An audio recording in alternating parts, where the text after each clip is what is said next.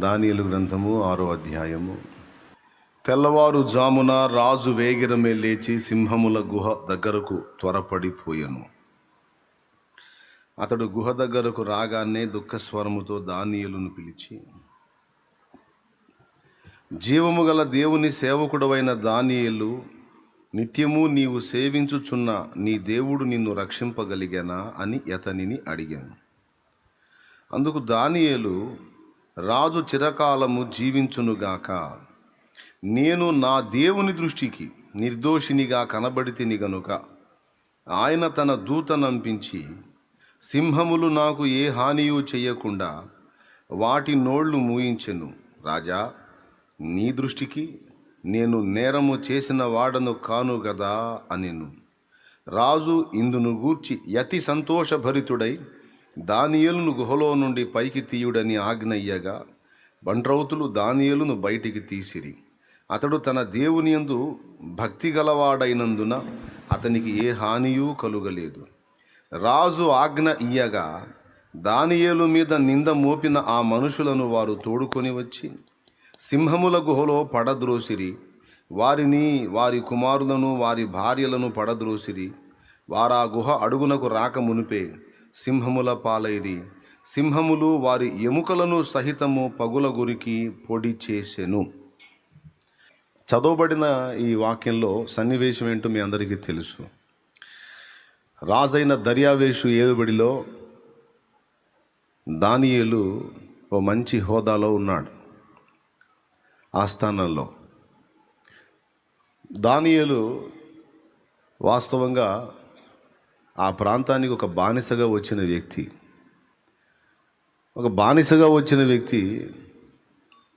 అంచెలంచెలుగా ఎదిగి దేవుని చేత ఆశీర్వదించబడి రాజుగారి ఆస్థానంలో ఒక అంతస్తుకు ఎక్కాడు. మన భాషలో చెప్పాలంటే దీనస్థితిలో ఉన్నవాడు, అతిగతి లేని స్థితిలో ఉన్నవాడు ఒక ఉన్నతమైన అంతస్తుకు వచ్చాడు. దీన్ని బట్టి కొంతమంది సంతోషించే వాళ్ళు ఉంటారు, కొంతమంది అసూయతో బాధపడే వాళ్ళు ఉంటారు. ఒకడు ఎదుగుతుంటే అది లోకపరంగా కావచ్చు, భక్తిపరంగా కావచ్చు, సేవాపరంగా కావచ్చు. ఒక వ్యక్తి ముందుకెళ్తుంటే సహజంగానే కొంతమందిలో అసూయ బయలుదేరిద్ది. నేను కూడా అలాగనే ప్రయాసపడాలి, నేను కూడా జాగ్రత్తలు తీసుకోవాలి, కొన్ని మార్పులు చేసుకోవాలి, నేను కూడా జాగ్రత్తగా ప్రయాణం చేసి ముందుకెళ్ళాలి అనుకోరు. నేను ఎన్ని తిప్పలు పడ్డా వెళ్ళలేకపోతున్నాను కాబట్టి వెళ్ళేవాడిని కూడా వెళ్ళనీయకూడదు, ఎదిగేవాడిని కూడా ఎదగనీయకూడదు, ఎట్లనన్నా వాళ్ళని నాశనం చేయాలి, ఎట్లనన్నా వాళ్ళని పతనం చేయాలి అనేటువంటి దుర్మార్గపు ఆలోచన అసూయను బట్టి కలుగుతుంది. ఈర్ష్య, అసూయ మన బ్లంట్ భాషలో కుళ్ళుబోతు బుద్ధి అంటారు. సింపుల్గా చెప్పాలంటే ఏం బుద్ధి? కుళ్ళుబోతు బుద్ధి. తట్టుకోలేరు. కొంతమంది బయటపడరు, కొంతమంది డైరెక్ట్ బయటపడతారు. అసలు నా కళ్ళు ఓర్వలేకపోతున్నాయి అంటుంటారు. నాకు తట్టుకోలేకపోతున్నాను, నేను అసలు అట్లా చూస్తా తట్టుకోలేకపోతున్నా, ఓర్వలేకపోతున్నా అంటారు. డైరెక్ట్గానే చెప్తారు. ఈ అసూయ బుద్ధి అనేది శరీర కార్యములలో ఒకటి. అసూయలు అనేది శరీర కార్యములలో ఒకటి. ఇప్పుడు మహిమ శరీరం ఎవరికి రాలా, ఇంకా అందరూ మట్టి శరీరంలోనే ఉన్నారు, ఆదాము సంబంధిత శరీరంలోనే ఉన్నారు. యేసు రక్తము చేత ఆత్మ విమోచింపబడింది, దేహం కూడా విమోచింపబడుతుంది. కానీ రాకడలో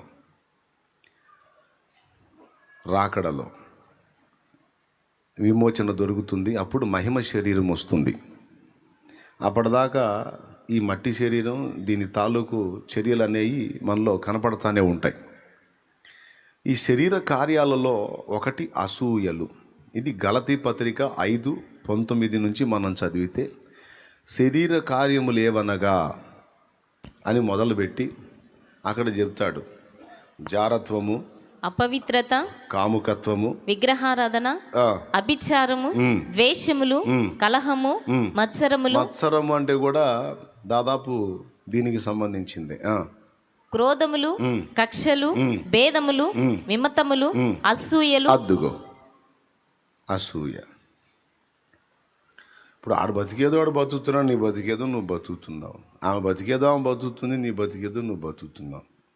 ఇప్పుడు నువ్వు అధోగతిలో ఉన్నందుకు అతడు కారణమైతే కాదు, ఆమె కారణమైతే కాదు కదా. నువ్వు అధోగతిలో ఉన్నావంటే దానికి ఏదో కారణం చూసుకోవాలి. నీ కర్మ అలా ఎందుకు గాలుతుందో చూసుకోవాలి, నువ్వు సరి చేసుకోవాలి. అవతల వాడిని ఆశీర్వదించిన దేవుడు నిన్ను కూడా ఆశీర్వదిస్తాడు.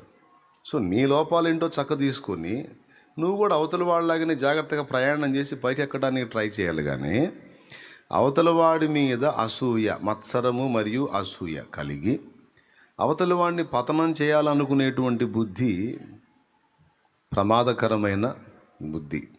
కానీ ఏం చేద్దాం, అందరి శరీరాల్లో ఉన్న కార్యాలలో అది కూడా ఒకటి. అస్సలు నాకు అసూయ ఉండదండి, అస్సలు నాకు అసలు ఆ లక్షణమే నాకు ఉండదు అని ఎవరైనా అంటే వాళ్ళని మనం స్పెషల్గా చూడాలి, మహిమ శరీరాలు ధరించినట్టున్నారని. ఉండదు కాదు, నా శరీరంలో శరీర కార్యాలు అన్నీ ఉన్నా నేను చంపుకుంటున్నా.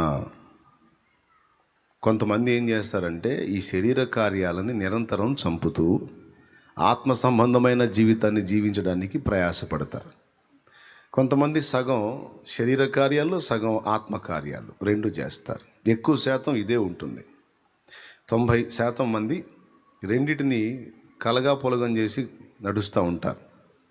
తక్కువ మంది, ఒక 10% మంది మాత్రమే దాదాపు శరీర కార్యాలన్నిటి మీద యుద్ధం ప్రకటించి వాటిని అధిగమించి పూర్తిగా ఆత్మ సంబంధంగా బ్రతకడానికి నిరంతరం పోరాడేవాళ్ళు మొత్తం మీద 10% ఉంటారు. 90% మంది ఈ రెండు కలిపి జీవించేటువంటి పరిస్థితి ఉంటుంది. అయితే శరీర కార్యాల్లో కొన్ని డేంజర్, మరీ నిలువున నాశనం చేసే ఉన్నాయి. అలాంటి వాటిల్లో ఒకటి అసూయ. అల్లరితో కూడిన ఆటపాటలు కూడా శరీర కార్యాల్లో భాగమే, అయినా నిలువున నాశనం చేసే టైపు కాదు. కొంచెం దేవుడు అభ్యంతరపడే విషయాలే కానీ అవి మనిషిని సర్వనాశనం చేసి నిలువున వాడిని పాడు చేసేవి కాదు, కొంత డ్యామేజ్ చేస్తాయి. కానీ అసూయ, మత్సరం ఉందే నాశనం చేస్తాయి. ఈ దానియేలు ఎదుగుతున్నాడు. దానియేలు ప్రవర్తన, దానియేలు విధానం, దానియేలు జాబ్ చేసే తీరు మిగిలిన వాళ్ళకి కంటగింపుగా మారింది. అరే మన ప్రాంతానికి బానిసలాగా వచ్చినోడు పెత్తనం చేస్తున్నాడు ఏందిరా మన మీద, అతని గతం ఏంటి, అతని ప్రస్తుతం ఏంటి, అసలు మన స్థానికులు మనమేమి ఎట్లయిపోయాం, వాడేమో ఎదిగిపోతూ ఉన్నాడు. ఒక రకమైన కక్ష బయలుదేరింది. ఎట్లనన్నా కానీ దానియేలు అనేవాడిని నాశనం చేయాలి అని ఆలోచన చేశారు. చదివిన సందర్భంలో కొన్ని మంచి విషయాలు ఉన్నాయి, చెప్పాలని మీకు మంచి ప్రోత్సాహకరంగా ఉంటుందని పరిశుద్ధాత్మ చేత ప్రేరేపించబడి ఈ ఆలోచన ఈ అంశాన్ని మీ ముందుకు తీసుకొస్తున్నా. జాగ్రత్తగా వినండి. దానికోసం వెతికారు, ఎక్కడన్నా చిక్కుతాడేమో, ఎక్కడన్నా క్యారెక్టర్లో కానీ లేకపోతే ఎక్కడన్నా డబ్బు విషయాల్లో కానీ నమ్మకత్వం విషయంలో కానీ ఎక్కడన్నా వీక్ పాయింట్స్ దొరుకుతాయేమో అని వెతికారు. దొరకలా. దానియేలు ఎక్కడ వాళ్ళకు చిక్కల. చూడండి ఒకసారి 6:5 ఒక నిమిషం 4వ వచనం నుంచి చదువు. అందుకా ప్రధానులు, అధిపతులను రాజ్య పాలన విషయములో దానియేలు మీద 6:4 చదువుతున్నా. దానియేలు మీద ఏదైనా ఒక నింద మోపవలెనని ఉండి తగిన హేతువు కనిపెట్టుచుండిరి గాని దానియేలు నమ్మకస్తుడై ఏ నేరమైనను ఏ తప్పైనను చేయువాడు కాడు గనుక దానియేలులో తప్పైనను లోపమైనను కనుగొనలేకపోయిరి. ఎంత పర్ఫెక్ట్గా ఉన్నాడో చూడండి. దానియేలు నమ్మకస్తుడై ఉన్నందున, గమనించాలి, ఒక మనిషి ముందు తన దేవునికి నమ్మకస్తుడైతే తన అన్ని విషయాల్లో నమ్మకంగానే ప్రయాణం చేయడానికి అవకాశం ఉంటుంది. దేవునికి అపనమ్మకస్తుడైతే వాడికి మిగిలిన వాళ్ళు కూడా చెప్పలేవు వాడు నమ్మదగిన వాడని. దానియేలు నమ్మకస్తుడైనందున అన్నది వాక్యం. దేవునికి స్తోత్రం కలుగును గాక. గట్టిగా చెప్పండి. దానియేలు నమ్మకస్తుడైనందున.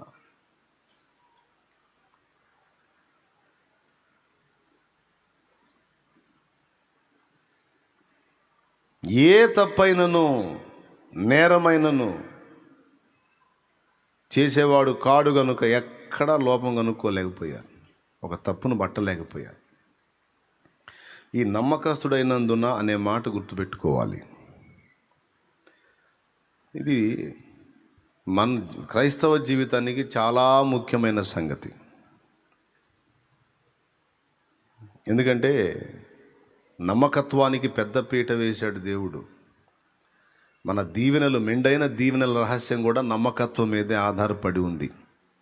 సామెతలు 28:20 ఏముందో చూడండి. సామెతలు 28:20 త్వరగా. నమ్మకమైన వానికి దీవెనలు మెండుగా కలుగును. అది మెండైన దీవెనల రహస్యం అంతా నమ్మకత్వం మీద ఉంది. నమ్మకమైన వానికి దీవెనలు మెండుగా కలుగుతాయని చెప్పాడు. ఇక్కడ దానియేలు నమ్మకస్తుడైనందున అన్నది వాక్యం. ఓ చక్రవర్తి కాలంలో రాజుగారు, బహుశా నా జ్ఞాపకం సరైతే కాన్స్టాంటైన్ చక్రవర్తి ఉన్నాడు. వాళ్ళ నాన్న టైంలో ఒక శాసనం విధించాడట. ఓ బుక్లో చదివాను నేను. రాజ్యంలో క్రైస్తవులు, క్రైస్తవేతరులు ఉంటారు కదా. స్తోత్రం చెప్పండి. ఆయన రాజ్యంలోకి వచ్చి పాలన మొదలుపెట్టిన తర్వాత, అప్పటికే క్రైస్తవ్యం విస్తరించి ఉంది. ఆయన లైన్లోకి వచ్చిన తర్వాత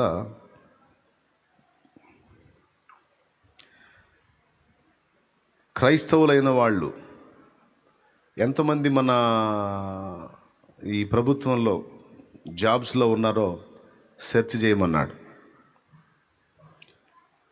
సెర్చ్ చేశారు. ఇంతమంది ఉన్నారండి, ఇంత మొత్తంలో ఉన్నారు అని చెప్పారు. అప్పుడు ఆయన అన్నాడు, వాళ్ళందరినీ ఒక దగ్గర సమకూర్చండి, నేను వాళ్ళతో ఒక మాట మాట్లాడాలి అన్నాడు. సమకూర్చారు. రాజుగారు వాళ్ళందరికీ చెప్తున్నాడు, బాబు, ఇక నేను పరిపాలన నూతనంగా మొదలుపెట్టాను కాబట్టి మీలో మరి యేసుప్రభువుని నమ్ముకున్న వాళ్ళు మీరందరూ, మీకు ఒక్కటే షరతు, జాబు కావాలంటే యేసును వదలండి, యేసు కావాలంటే జాబ్ వదిలేసేయండి. రెండు మాటలు కలిపి ఒకటే. యేసు కావాలంటే జాబ్ వదలండి, జాబు కావాలంటే యేసును వదలండి. నాకు యేసు కావాలి, జాబు కావాలంటే కుదరదు అని తన శాసనాన్ని చెప్పేశాడు. ఏం చేయాలి పాపం, అందరూ రాజుగారు అందరినీ గ్యాదర్ చేయమన్నాడు. అంటే మనకేం స్పెషల్ బహుమానాలు ఏమైనా ఇస్తాడేమంటే షాక్ ఇచ్చాడు. స్తోత్రం చెప్పండి. ఊర్రయ్యా స్పీకరు కాస్త పక్కగా తీసుకెళ్ళమ్మా, వాడి వాయిస్ ఏడో కొడుతుంది, మైక్లో కొడుతుంది.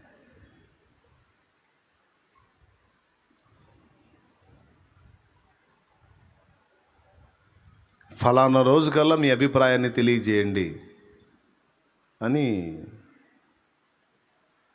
చెప్పాడు. ఒక డేట్ ఇచ్చాడు. ఆ డేట్ కల్లా జాబే కావాలి, ఏసు వద్దంటే రండి, ఫలానా టైంకి ఫలానా ప్లేస్కి రండి. మాకు జాబ్ అవసరం లేదు, బతికితే బతుకుతాం, సస్తే సస్తాం, మాకు ఏసే కావాలి అనుకుంటే రాకండి, ఇళ్ళ కాడే ఉండండి అన్నారు. అప్పుడు దాదాపు ఆ ఉద్యోగస్తుల్లో, రాజు ఆస్థాన జాబులో ఉన్నటువంటి వాళ్ళలో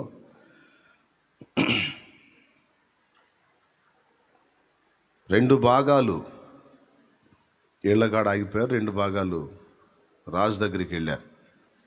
సార్ మాకు యేసు వద్దు, జాబే కావాలి. యేసు కంటికి కనబడడు, రాజుగారైన మీరు కంటికి కనబడుతున్నారు. మరి మేము యేసే కావాలని కూర్చుంటే మా భార్య పిల్లలు మేము పస్తులతో బతకాల్సి వచ్చింది. కాబట్టి మేము రాజుగారినే కోరుకుంటున్నాం, జాబ్నే కోరుకుంటున్నాం సార్ అని వాళ్ళు ముందుకు వచ్చారు. ఈ సగం మంది ఇళ్ళగాడ ఆగిపోయారు కదా, వాళ్ళ ఆన్సర్ ఏంటంటే, నువ్వు అన్నం పెట్టినా పెట్టకపోయినా మమ్మల్ని పోషించే సత్తా మా దేవుడికి ఉంది, ఎట్లనన్నా బతికిస్తాడు ఆయన. తల్లి గర్భంలో పడింది మొదలుకొని నేటి వరకు మమ్మల్ని బ్రతికించుకుంటూ వచ్చింది నువ్వు కాదు రాజా, మా దేవుడు. అవునా? ఈరోజు నీకోసం నీకు ఏదో నిన్ను కోరుకొని మేము దేవుడిని వదలటం ఏంటి? ఈరోజు నువ్వు ఎక్కావు సింహాసనం, ఎంతకాలం ఉంటావు నువ్వు? నీ కర్మగాలి మధ్యలో సచ్చావనుకో, ఇంకొకటి ఎక్కుతాడు. నీది గ్యారెంటీ లేని రాజ్యం, నువ్వు గ్యారెంటీ లేని రాజువి. కానీ మా రాజు శాశ్వతమైన రాజు, ఆయన రాజ్యం శాశ్వతమైంది, ఆయనే కావాలి. పొరపాటును కూడా మేము యేసును వదిలే ప్రసక్తి లేదని గట్టిగా కూర్చున్నా. అప్పుడు రాజుగారు ఆ వచ్చిన వాళ్ళందరినీ, గ్యాదర్ అయిన వాళ్ళందరినీ, అసలు నిజంగా మీరు ఎంత గొప్పోళ్ళు, నిజంగా మీరు ఎంత గొప్పోళ్ళు, చాలా గొప్పోళ్ళు మీరు, వాళ్ళలాగా అమాయకంగా మూర్ఖంగా లేరు మీరు, నిజంగా మీరు నన్ను కోరుకొని వచ్చారు. కాబట్టి వీళ్ళకి 2 నెలల జీతం ఇచ్చేయండి. ఎవరికి వచ్చిన వాళ్ళకి 2 నెలల జీతం ఒక్కసారే ఇవ్వమన్నాడు. అసలు వాళ్ళ ముఖాలు వెలిగిపోయినాయి. మహారాజా, జీతం డబల్ చేసేసారా? అందులో మంత్ అయిన తర్వాత కదా మీరు పైసలు ఇస్తారు, మంత్కు ముందు స్టార్టింగ్లోనే ఇచ్చేసానమ్మో అని ఆనందపడతా ఉన్నారు.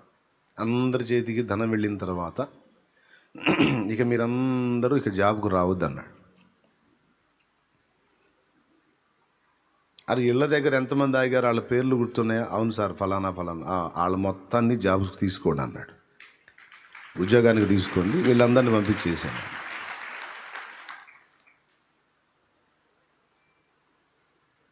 అదేంటి సార్ అని తెల్లముఖం వేశారు. ఒరే పిచ్చోళ్ళరా, తన దేవునికి నమ్మకంగా ఉండని వాడు రాజునైనా నాకెట్లా నమ్మకంగా ఉంటాడురా? తన దేవునికి నమ్మకంగా ఉన్నవాడే, దేవునికి భయపడేవాడే నా దగ్గర నమ్మకంగా పనిచేస్తాడురా. అర్థమైందా నిజంగా మీకు? కాబట్టి ఆహారం లేకపోయినా పర్వాలేదు, మేము నమ్ముకున్న దేవుడు మమ్మల్ని ప్రేమించి మేము స్థిరులమని మా మీద నమ్మకం పెట్టుకున్న మా దేవుణ్ణి మేము వంచన చేయం. ఆయన నమ్మకస్తుడు, అన్నం పెట్టకపోయినా పర్వాలా, మా నమ్మకత్వాన్ని మేము కోల్పోం. మాకు ఆయనే కావాలని హత్తుకున్నారు చూడు, వాళ్ళు నా నమ్మకస్తులు. అలాంటి వాళ్ళు నా దగ్గర ఉంటే నేను వాళ్ళని సరిగా చూసినా చూడకపోయిన వారు నా యందు కూడా నమ్మకంగానే ఉంటారు. వాళ్ళు కావాలి నాకు, రైట్? నమ్మకమైన వానికి దీవెనలు మెండుగా కలుగును.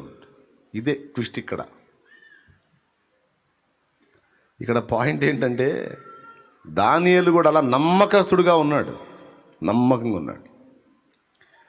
కాబట్టి ఎక్కడ దొరకలా, వెతుకుతా ఉన్నారు వేట కుక్కల్లాగా, ఇంకెక్కడ దొరుకుతాడు, ఇంకెక్కడ దొరుకుతాడు, ఇంకెక్కడ దొరుకుతాడు. ఏం దొరుకుతాడు? తన దేవుని భక్తి చేసే పద్ధతి యందు తప్ప ఇక ఎక్కడ దొరకడబోయని క్లారిటీ వచ్చేసింది వాళ్ళకి. ఎక్కడ నీతి తప్పడు, అన్ని విషయాల్లో జాగ్రత్తగానే ఉన్నాడు. దేవుని భక్తి విషయంలో, అతడు దేవుని సేవించే పద్ధతి విషయంలో, ఏంటి పద్ధతి అంటే, 6 నూరైనా, భూమి ఆకాశాలు తల క్రిందైనా, ఇటు పొద్దు అటు పొడిసిన, ప్రతిరోజు ఒక పని చేస్తాడు ఆయన. దినమునకు 3 మారు తన గదిలోకి వెళ్ళి యెరూషలేము తట్టు కిటికీలు తెరిచి తన దేవునికి ప్రార్థన చేస్తాడు. రోజుకు ఖచ్చితంగా టైం ప్రకారం 3 సార్లు. దినమునకు 3 మారు మోకాళ్ళుని యెరూషలేము తట్టు కిటికీలు తెరిచి ప్రార్థన చేస్తాడు ఈయన. ఇక ఏదన్నా మనం అతన్ని నింద మోపాలి, అతన్ని ఇబ్బంది పెట్టాలంటే ఆ పాయింట్ దగ్గరే అని ఒక మాస్టర్ ప్లాన్ వేసి రాజు దగ్గరికి వెళ్ళారు. మహారాజా, నిజంగా మాకు మీరు రాజు, మాకు మీరే దేవుడు, మరి మిమ్మల్ని కొంతకాలం సేవించుకోవాలని మేము అనుకుంటున్నాం అంటే సహజంగా రాజులను పొగిడితే మునగ చెట్టు ఎక్కుతారు. మరి మమ్మల్ని ఇంత జనరంజకంగా పరిపాలిస్తున్నారు, అసలు మీ పాలనలో 33 పువ్వులు 66 కాయల్లాగుంది మా బతుకు, అద్భుతంగా జీవిస్తున్నాం మేము. కాబట్టి ఇంత బాగా మమ్మల్ని మీరు పరిపాలిస్తున్నారు, పోషిస్తున్నారు, అట్లా చేస్తున్నారు. కాబట్టి మరి ఒక 30 రోజుల పాటు మేము మిమ్మల్ని స్పెషల్గా సేవించాలనుకుంటున్నాం, మాకు సెలవు ఇప్పించండి అన్నారు. ఎందుకన్నాడు? 7వ వచనం 6-7. రాజ్యపు ప్రధానులు, సేనాధిపతులు, అధిపతులు, మంత్రులు, సంస్థానాధిపతులు అందరూ కూడి రాజు ఒక ఖండితమైన చట్టము స్థిరపరిచి దానిని శాసనముగా చాటింపజేయునట్లు యోచన చేసిరి. ఎట్లనగా 30 దినముల వరకు నీ యొద్ద తప్ప మరి ఏ దేవుని యొద్దనైనను మానవుని యొద్దనైనను ఎవడును ఏ మనవియు చేయకూడదు. ఎవడైనను చేసిన ఎడల వాడు సింహముల గుహలో పడద్రోయబడును. రాజా, ఈ ప్రకారము రాజు శాసనము ఒకటి పుట్టించి మాదీయుల యొక్కయు పారసీకుల యొక్కయు పద్ధతిని అనుసరించి స్థిరముగు శాసనముగా ఉండునట్లు దాని మీద సంతకము చేయుమని మనవి చేసిరి. కాగా రాజుకు దర్యావేషు శాసనము వ్రాయించి సంతకము చేసెను. ఇట్టి శాసనము సంతకము చేయబడినని దానియేలు తెలుసుకొనినను అతడు తన ఇంటికి వెళ్ళి యథాప్రకారము అనుదినము 3 మోకాళ్ళుని తన ఇంటి పైగది కిటికీలు యెరూషలేము తట్టునకు తెరవబడి ఉండగా తన దేవునికి ప్రార్థన చేయుచు ఆయనను స్తుతించుచూ వచ్చెను. ఆ మనుషులు గుంపు కూడి వచ్చి దానియేలు తన దేవునికి ప్రార్థన చేయుటయు ఆయనను బతిమాలుకొనుటయు చూచి రాజు సముఖమునకు వచ్చి, శాసన విషయమును బట్టి రాజా, 30 దినముల వరకు నీకు తప్ప మరి ఏ దేవునికైనను మానవునికైనను ఎవడును ప్రార్థన చేయకూడదు. ఎవడైనను చేసిన ఎడల వాడు సింహముల గుహలో పడద్రోయబడినని నీవు ఆజ్ఞ ఇయ్యలేదా అని మనవి చేయగా రాజు, మాదీయుల యొక్కయు పారసీకుల యొక్కయు పద్ధతి ప్రకారము ఆ సంగతి స్థిరము, ఎవ్వరును దాన్ని రద్దుపరచజాలరనెను. అందుకు వారు, చెరపట్టబడిన యూదులలోనున్న ఆ దానియేలు నిన్నే గాని నీవు పుట్టించిన శాసనమునే గాని లక్ష్యపెట్టక అనుదినము 3 ప్రార్థన చేయుచు వచ్చుచున్నాడనిది. రాజు ఈ మాట విని బహుగా వ్యాకులపడి దానియేలును రక్షింపవలెనని తన మనసు దృఢము చేసుకుని సూర్యుడస్తమించు వరకు అతని విడిపించుటకు ప్రయత్నము చేసెను. ఆ మనుషులు దీన్ని చూచి రాజు సన్నిధికి సందడిగా కూడి వచ్చి, రాజు స్థిరపరిచిన ఏ శాసనము గాని తీర్మానము గాని ఎవడును రద్దుపరచజాలడు. ఇది మాదీయులకును పారసీకులకును విధి అని తమరు తెలుసుకొనవలెననిది. అంతటా రాజు ఆజ్ఞయ్యగా బంట్రౌతులు దానియేలును పట్టుకుని పోయి సింహముల గుహలో పడద్రోయగా రాజు, నీవు అనుదినము తప్పక సేవించుచున్న నీ దేవుడే నిన్ను రక్షించునని దానియేలుతో చెప్పెను. వారు ఒక రాయి తీసుకొని వచ్చి ఆ గుహ ద్వారమున వేసి దాన్ని మూసిరి. మరియు దానియేలును గూర్చి రాజు యొక్క తీర్మానము మారునేమో అని రాజు ముద్రను అతని అధికారుల ముద్రను వేసి దాన్ని ముద్రించిరి. అంతటా రాజు తన నగరుకు వెళ్ళి ఆ రాత్రి అంతా ఉపవాసముండి నాట్య వాయిద్యములను జరుగనీయలేదు. అతనికి నిద్ర పట్టకపోయెను. ఆ తర్వాత ఇక తెల్లవారుజామున లేచి గుహ దగ్గరికి వెళ్తాడు. ఇందాక నేను చెప్పిన మాటలు స్టార్టింగ్లో మూలవాక్యంలో చదువుకున్నాం కదా, అవన్నీ జరుగుతాయి. టోటల్ మ్యాటర్ ఇది. ఎందుకు చదివానంటే మీకు పాయింట్ అర్థమైపోయిందని. ఎలా అతన్ని కార్నర్ చేసి, ఎలా అతన్ని దెబ్బ కొట్టడానికి ప్లాన్ చేశారు అంటే ఒక స్కెచ్ గీశారు. ఎంత తెలివి ఉపయోగించారో చూడండి. ఎన్ని నాశనం చేయడానికి ఉపయోగించిన తెలివిలు. ఎదుటోడిని బాగు చేయడానికి కాదు, ఎదుటోడిని ఏ విధంగా నాశనం చేయాలి, అవతలి వాడిని నలుగురిలో ఎలా ఆరడిపరచాలి, లేకపోతే ఎలా పతనం చేయాలి, ఎలా వాడి సాగు చూడాలి అనే కుట్ర, పెద్ద కుట్ర ముసుగులో చేశారు. కానీ వాళ్ళు ఎవరితో పెట్టుకుంటున్నారో వాళ్ళకి అర్థం కాల. వాళ్ళు జీవము గల దేవుని సేవకుడైన దానియేలుతో పెట్టుకుంటున్నారు. ఒకవేళ దానియేలులో ఏమన్నా లోపాలు లోటుపాట్లు ఉంటే అది దేవుడికి దానియేలుకు చెందిన విషయం. మధ్యలో ఎవడు ఎంటర్ అవ్వకూడదు. ఎంటర్ అయితే ఏం జరిగిద్దంటే తోలు ఊడిద్ది. అర్థమైందా? దేవునికి భక్తునికి మధ్య ఎవడు ఎంటర్ కాకూడదు. దేవుడి పెత్తనాన్ని ఎవడు తీసుకోకూడదు. దానియేలుని నాశనం చేయడానికి వీళ్ళు బన్నిన కుట్ర దానియేలుకు తెలియకపోవచ్చు, కానీ జీవం గల దేవుడికి తెలుసుగా. తెలీదా? స్తోత్రం. మన పక్కన మన చాటున ఎవడెవడు ఏమేం గుంటలు తవ్వుతున్నాడో మనల్ని నాశనం చేయడానికి, ఎవడెవడు ఏమేం ఉచ్చులు బన్నుతున్నాడో, ఎవడెవడు ఏమేం కుట్రలు బన్నుతున్నాడో మనకు తెలియకపోవచ్చు. కానీ మనం సేవించుచున్న దేవుడు ఒకడు ఉన్నాడు. ఆయన కునకడు, నిద్రపోడు. ఆయన కునకడు, నిద్రపోడు. ఆయన నిరంతరం చూచుచున్న దేవుడు. ఆయన కనిపెడతానే ఉంటాడుగా. కనిపెట్టాడు, మౌనంగా కూర్చున్నాడు, ఏం ఎరగనట్టు. పెద్ద ఆయన పైన. ప్రార్థన చేద్దాంలేండి. నమ్మకమైనటువంటి వ్యక్తి. రెండవది, నిర్దోషత్వంతో దేవుని ముందు నడుచుకున్నాడు. మూడవది, దేవుని ప్రేమించాడు. దేవుని సన్నిధికి దూరం అవటం కంటే ప్రాణం పోవటమే మంచిది అనుకున్నాడు. అంత ప్రేమించాడు. ఆయన సన్నిధిని ప్రాణం కంటే ఎక్కువగా ప్రేమించాడు. నాలుగవది, ఈ లోక ఘనతని, గొప్పని, గౌరవాన్ని, ప్రిస్టేజ్ని లక్ష్య పెట్టలా. ఇక్కడ నా పరువు ఉందా, ఊడిందా, జనం నన్ను మెచ్చుకున్నారా, తిట్టారా, అయ్యో అందరూ నన్ను ఇలా అంటున్నారు, నుయ్యో గొయ్యో తాడో చేరో చున్నియో వేసుకుందా మెడకే, ఇట్లాంటి పనికిమాల ఆలోచనలు చేయాలి. కొంతమంది ఉన్నారు, నాకు పరువు పోయింది, నాకు అది పోయింది, నాకు ఇది పోయింది, నేను ఇక బతకనని. బొంద పరువా? మనుషులు పొగిడారా? మనుషులు నిన్ను నిందించుకుంటున్నారా? నీ మీద నింద వేసిన వాడు చేస్తాడు ఒకరోజు, నిందించిన వాడు కూడా ఆ నిందని ప్రచారం చేసుకున్న వాడు పోతారు. ఇక్కడ పరువు గొప్పది కాదు, నింద గొప్పది కాదు. దేవుడు నిందిస్తే అది నిత్యమైన నింద, దేవుడు ఘనపరిస్తే అది శాశ్వత ఘనత.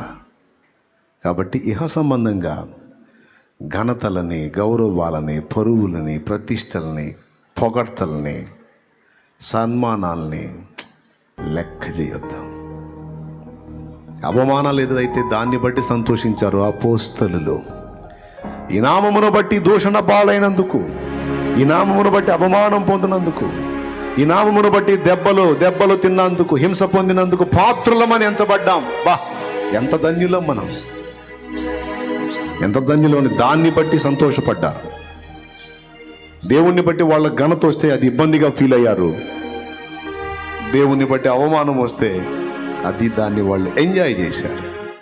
ప్రియ బిడ్డ, ఎప్పుడు మర్చిపోవద్దు, ఎప్పుడు మర్చిపోవద్దు. గుర్తుపెట్టుకొని జాగ్రత్త పడు. దేవుడు నీ పక్షాన ఉన్నాడు. జరిగించే న్యాయం ఆయన జరిగిస్తాడు. పరిశుద్ధ ప్రభువా, బిడ్డలందరినీ ఈరోజు ఈ మాటల చేత హెచ్చరించావు. 4 సంగతులు స్పష్టంగా చెప్పావు. ఆ 4 విషయాలు మా బిడ్డల హృదయాల్లో ముద్రించండి. నమ్మకత్వం, నిర్దోషత్వం, నీ యందు భక్తి, ప్రేమ, ఘనతలను లక్ష్య పెట్టకపోవటం, మనుషులు పెట్టు నిందను లక్ష్య పెట్టకుండా నీ ఘనతనే కోరుకోవటం మొదలైన ఈ 4 సంగతులు బిడ్డల హృదయాల్లో స్థిరపరిచి శిలాక్షరాలుగా ముద్రించి ప్రతి అడుగులోనూ ఈ సంగతులు గమనించుకుంటూ జాగ్రత్తగా ప్రయాణం చేయడానికి మా బిడ్డలందరి కృపని లైవ్ ద్వారా, జూమ్ ద్వారా ఎంతమంది అందుబాటులోకి వచ్చారో వారికి నీ కూడా అట్టి కృప దయచేయి. అందరినీ బ్యాలెన్స్ చేయి ప్రభువా. నాయన, మేము నీ ముందు జాగ్రత్తగా నడుచుకున్న వారమైతే సింహాలైనా మా ముందు నోళ్ళు మూయాల్సిందే. సింహం లాంటి ప్రాబ్లమ్స్, సింహం లాంటి సమస్యలు, సింహం లాంటి వ్యక్తులు, సింహం లాంటి పరిస్థితులు ఏవైనా మా ముందు తల వంచాల్సిందే. నీ ఎదుట మా జీవితం సరైనదిగా ఉంటున్నట్లు మమ్మల్ని ప్రోత్సహించు తండ్రి. బలపరచు. ఉదయకాలపు దీవెనలతో నింపు. 2వ కూటంలో కూడా మాకు తోడై ఉండు. మాతో మరికొన్ని విశేషమైన సంగతులు మాట్లాడి మమ్మల్ని బలపరిచి మేలుతో నింపమని యేసు ప్రశస్త నామమున ప్రార్థించి వేడుచున్నాం తండ్రి. ఆమేన్. ఆమేన్. ఆమేన్.